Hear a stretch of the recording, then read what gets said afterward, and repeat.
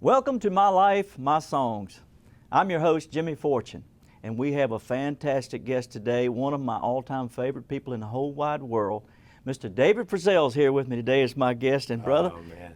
Thank you for coming on the show, buddy. I appreciate it. How you doing, man? So good to see you. I had to wear my glasses because you're so bright. I just pulled out all the best for you, buddy. You sure did. Oh, you look man. great. It's good to see you. You too, brother. You know, I know everybody knows your story, most everybody.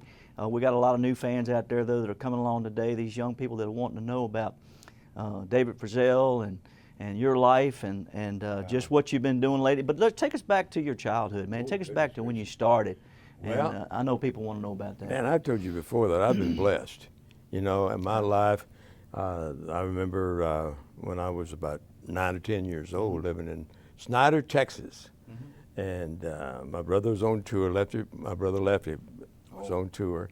And that was about 1951 almost, about 1951. And he came by the house to say hello to Mom and Dad and all of us kids and stuff like that. And he went out, he left, he said some talking to everybody for a few minutes, then he went out in the car.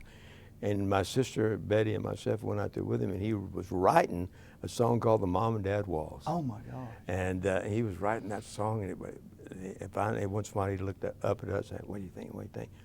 Well, it sounds great, son. We called him Sonny. It sounds great, son. And he was singing, he was singing about Mama. And later on he says, you know what, I better put Dad in this because otherwise he's going to be awful mad. And it ended up being Mom and Dad's Waltz, but it started out to be Mama's Waltz. Wow. And it's just one of my favorite songs in the world, along with everything else he wrote, you know. Well, you know, he as big as a star as he was, and he took you under his wing, took you on the road as a young kid on the road with him. He used to come by and pick me up and take me out with him. I'd open the shows for him, and I was a little young to do all the driving at that point, but when I was 16, I joined him for the next 4 years. 16, wow. 16. What an education. And then I did all the driving. And he made sure that I did all the driving, 16, and barely had a driver's license. But yeah, he did. And I'd go up, and I'd open the shows about maybe 3 songs. And then I'd bring the star of the show, Lefty Frizzell. Oh, my God. Then I'd step back out of the way, and I'd play guitar with the band so that they'd know where he was at, right. You know, a lot. And but I could turn around, move around, whatever, but he had to show. You know. So all the time you think, I feel like he was honing you for what was to come for your life later on, because, you know, whenever I was with the Statler Brothers for years, I learned from those guys. It was like an education. Absolutely. And whenever they retired, I knew, well, I've got to step out and for all those things that they had taught me all those years, helped me along the way, as I'm sure being with Lefty helped you. I'll tell you what, he used to come by when I was about 12, 13 years old and pick me up, take me for a little ride with him, you know. And then sometime we'd end up at a recording studio. Somebody he already knew where it was at, all that stuff, you know. And found out later that he was just checking my voice out to see if my voice was going to be something or hold up. And then I remember this one particular time, I tell this story a little bit. We was at his place in San Fernando Valley in California, and we just got back in off the road. We've been out there with all kinds of people, great artists. And about 10 o'clock that morning, I was sitting in the den, and I was playing guitar, and I was just going through some songs and maybe trying to write something, you know. And he came through about 10 o'clock that morning, and I finally realized he was standing there. And I look up at him, he said, now, David, he said, I just want to tell you, we're out there, we're all the great people. You get a chance to listen and know them a little bit, get to see their shows and listen to them and everything. He said, I want you to just learn all you can. He said, just learn everything you can, buddy. He said, but I just want to mention something. At the end of the day, we don't need another Johnny Cash, because we got one. He's doing very well at being Johnny Cash. We don't need another me. He said, matter of fact, I'm having trouble with him myself. Oh my gosh. And he said, but we do need a David. Right. We do need a David. And then he walked on into the other room. About 15 minutes later, I heard the refrigerator door shut, and he walked back there, and he stopped again, and he said, and we don't need another Bob Dylan either. And he walked on out of the room. We'll be right back with more My Life, My Songs right here after this. Welcome back to My Life, My Songs. You teamed up with a young lady by the name of Shelly West. Boy, and that's something. Wow, and all that's history, I can tell you that, because it's just so good. I heard y'all a while back Working together. with her and was she's, amazing. Oh, I can only imagine. She was, and still is, obviously, incredibly talented young lady. And I tell you what was so great. Normally, you, as one of the great background singers and singers, you realize, you know, probably as well as I do, that when you're going to do a harmony line, when there's a line coming up and you're singing, there's a harmony line, usually you keep it straight as you can so that the harmony singers don't. Not in this case. Right. I'd sing it any way I wanted to, and I never sang it the same way twice. And no matter what I did, she was right there with me, no matter. And she said, just do anything you want to, don't worry about me. And I never did. She was always right there on that harmony line. You know, as magical as you and her were, there was a song called You're the Reason God Made Oklahoma. Ooh. What a song, man. I mean, it's so, how did y'all wind up coming about that song? You know, I had always been looking for a hit song, because I was around people who were writing hit songs and was singing hit songs and was getting hit songs all the time. And so I was on the hunt for a hit song. When I heard the little demo from Snuff Garrett, who was doing all of Clint Eastwood movies, the soundtracks, and Burt Reynolds movies and stuff. And when I heard the song that he played me, I just knew it was a hit. And they hadn't done anything to it yet, you know, did the modulations and all the great playing that they did on the song. But when I first heard it, just right out of the box, it just sounded like a hit song. And then when Snuff Garrett, Steve Dorff, all those guys got a hold of it, it became a masterpiece. And I tell you the truth, we just redid it. Just redid it? Just now redid it. Me and a young lady by the name of Mary Sarah. Mary Sarah, yeah. Recorded Recut it. And we upped the tempo just a little bit and left all the love in it. Well, a good song never dies. No, That one will never die. I don't think we could hurt it. No. And actually, it's beautiful turnout gun. It just now came out on the market. So Wow. So I wish me and you could do it, actually. If I could sing it high sometimes. Oh, you're the only one I know that can. Well, listen, there was something that I was a part of in your career a few years back, the Buddy Holly tribute. Now, I know you were a big Buddy Holly fan. And I still am. Yeah. I still am. And to me, he was just one of the greatest. And he was real relevant in those days. And back in '56, when I first heard about Buddy Holly. 1956. Matter of fact, was sitting at Lefty's house again, and he was getting ready to record a session. And you usually record like, 4 or 5. You get 4, 5, 6 songs ready, and then you try to do as many of those as you can. Sometimes you only get 1 or 2 of them done, but you got 4 or 5 of them that you can do if you got time. Anyway, he said, David, he said, set that tape recorder up over there, and he said, get this basket of songs and play me some. Let's see what maybe we come up with some songs. So I got the recording thing all set up and all that kind of stuff. And I started going through the songs. There was one, and it said Buddy Holly. And it was the reel-to-reel tapes. There wasn't cassette. No, there wasn't cassettes or CDs. And I threaded on there, and it was That'll Be the Day. And you still got that? I wished I still had that particular one. Gosh. But I played it, and it just knocked me out. And I looked over at Brother Lefty, and there was no sign of nothing. So I just took it off and put something else on, but I kept it there close. And then I'd play something else, 2 or 3 songs, and then I'd put that back on. Here, that'll be the day, Oh, so good. And I'd look at Lefty and nothing, And so I'd do the thing. I played 2 or 3 more songs, and I put it back on there. He said, about the 3rd or 4th time I put that song back on, he said, David, you put that song on there 1 more time, I'm going to call the cops. I said, Sonny, that's a hit. It's a hit song. He said, that's a hit song for you. Wow. I said, but I don't have a record deal. You do, so it's for you. It's a hit song. He said, no, that's a hit song for you. One of these days you should record that. And we got a chance to do that Buddy Holly project. Yeah. And I invited Merle Haggard, who was, my buddy. I invited Merle, And I gave him 8 songs. That was one of them. That was the first one he picked. So I didn't get a chance to record it then either. Oh my gosh. But Merle sang the fool out of it. He was so good in that. Him and You his know, band. Unbelievable. one of the most memorable times in my life, when we were doing this project and we were down taking pictures and doing some promotion on it downtown Nashville. Yeah. We're standing back there, and Merle comes through the door and comes walking down the hall, and his, you know, little slow walk he does. He got close to me and he stuck his hand there and said, "Jimmy Fortune." When he said that, I knew I'd done been somebody in country music. You man. were at the top of the list right there. At that Wow, point. and you know, you were so gracious to us and all that. It's such a great project. I sell them on the road as well. Oh, you do? I have them, Fantastic. and so. I don't know how many songs. You did a bunch of songs on there. You let me do a bunch on there. Thank you for letting me do that and let me be a part of that album. And there was one song I did for Maria Elena. Oh, what a beautiful. And that was, I wrote the song for Maria Elena's 80th birthday. They called, well, this is how it all happened in the first place. They read my book, my Lefty book, and then my book I wrote about, I told about the times that Buddy Holly song. That's a beautiful, one of the prettiest melodies I've ever heard. And then of course, her name. Yeah, It was kind of like Elizabeth. I mean, Elizabeth, you know. That's just got a It had to have a song, didn't it? Yeah, well, it was a song.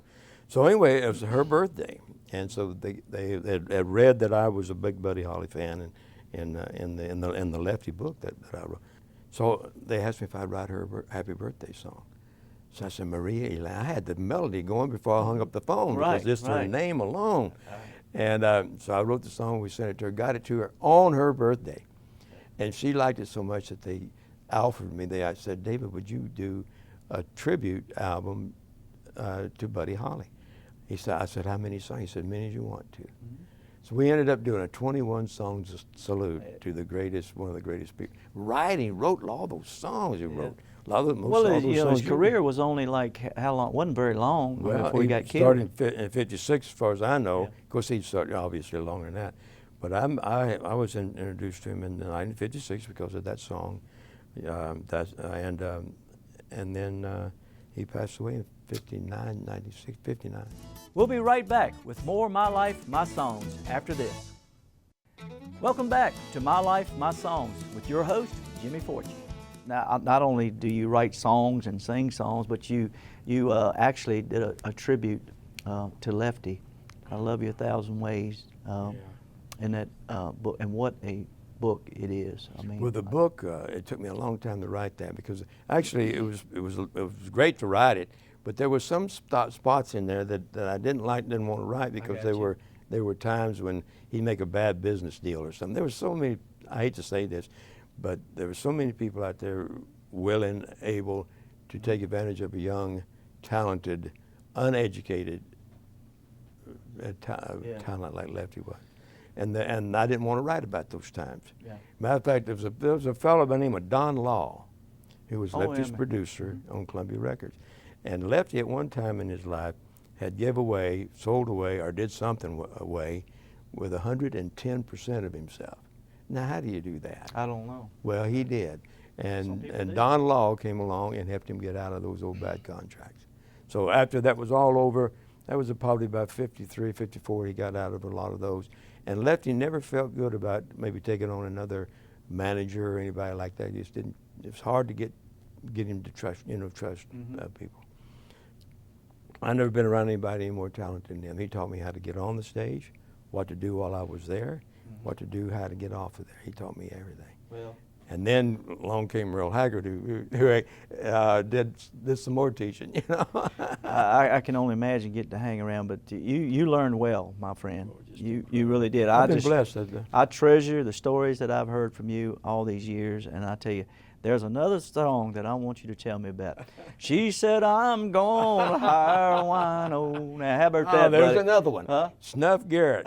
Snuff Garrett, after we had the Oklahoma song, You're the Reason God Made Room, then we was out on the road all the time. We was out 28 dates a month, you know. You remember those days.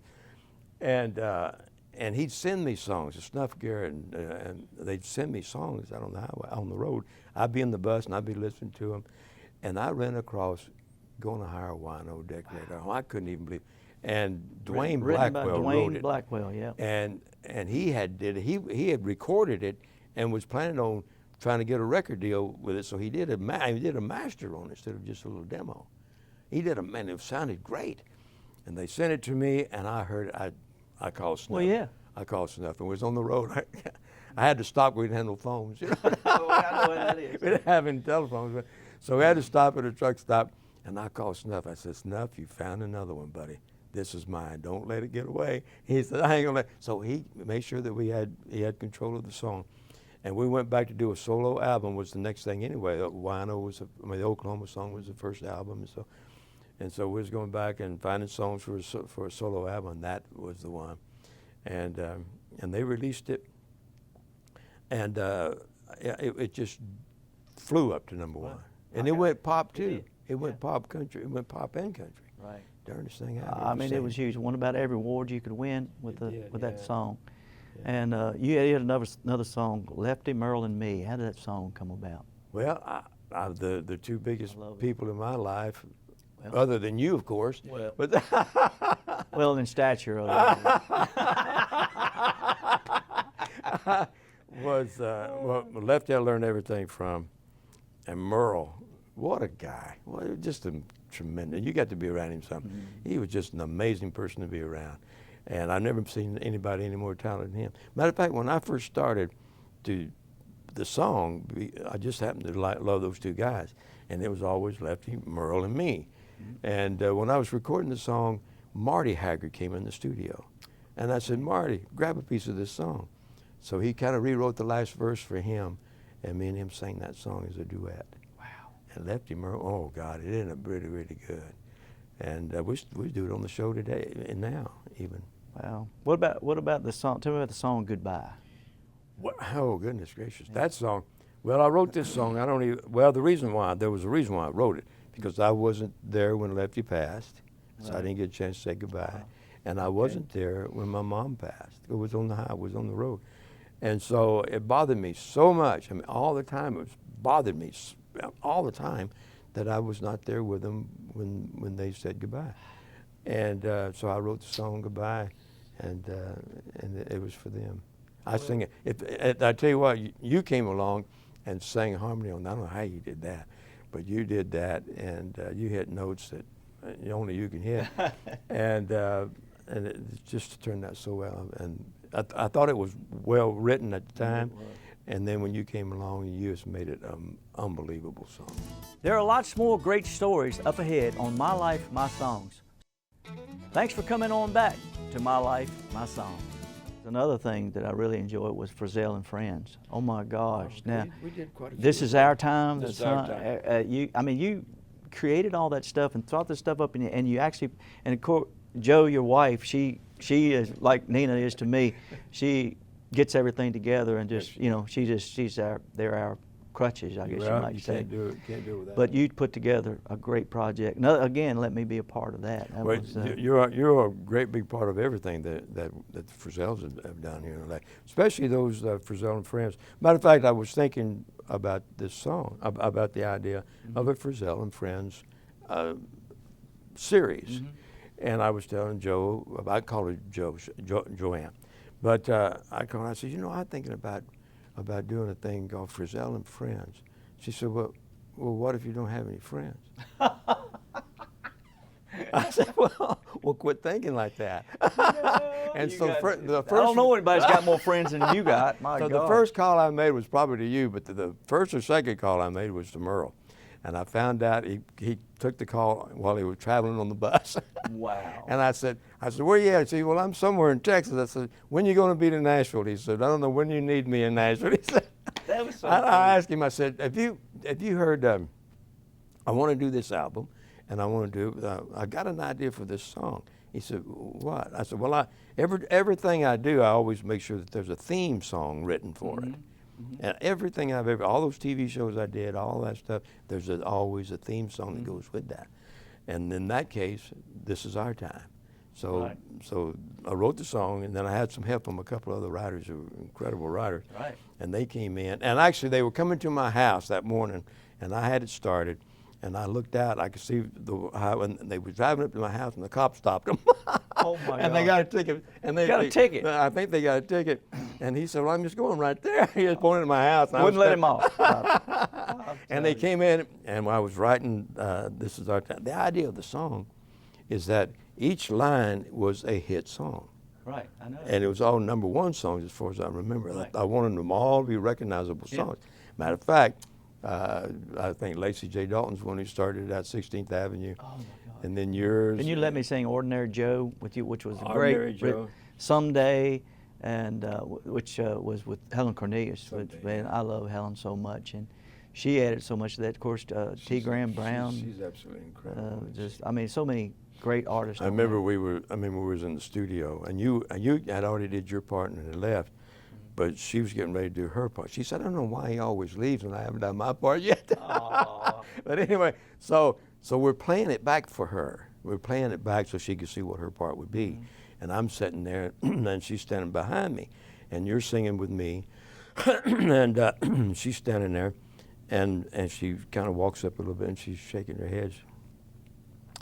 She said, somebody's out of key. And we said, what? She said, well, she says, it's not Jimmy. Oh, no. And she says, and it's not me. I said, you're talking about me. I'll have to go back and redo my part. Oh, my God. Well, David, as I said before, you're one of my favorite people. I love your story. I love your songs. I love the way you sing, everything about you. And we just appreciate you coming on, being on this show with me today, my life and my songs.